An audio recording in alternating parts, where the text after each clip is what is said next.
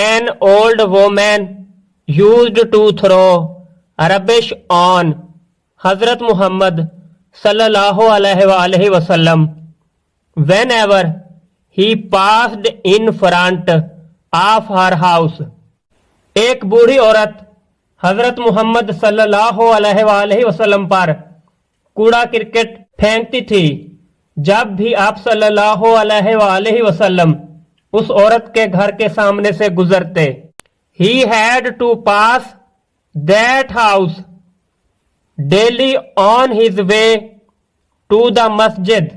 آپ صلی اللہ علیہ وسلم کو مسجد جانے کے لیے روزانہ اس کے گھر کے سامنے سے گزرنا پڑتا تھا. Even when the old woman threw rubbish on him, he would pass silently without becoming angry.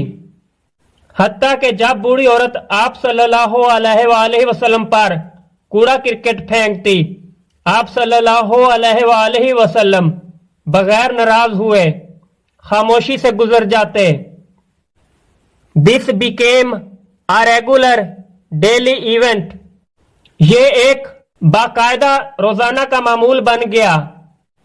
One day when حضرت محمد صلی اللہ علیہ وسلم was passing by, the woman was not there to throw rubbish on him.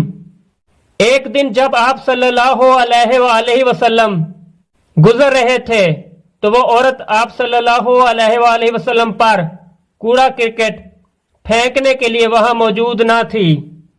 He stopped and asked her neighbor about her well-being.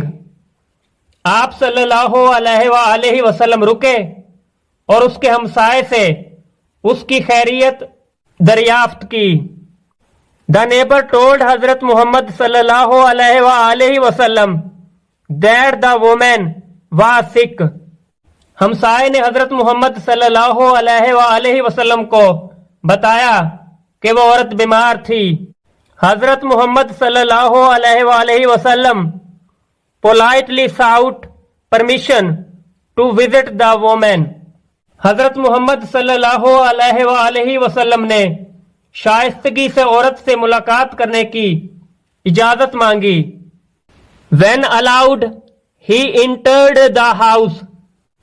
جب اجازت ملی تو آپ صلی اللہ علیہ وسلم اس کے گھر داخل ہوئے.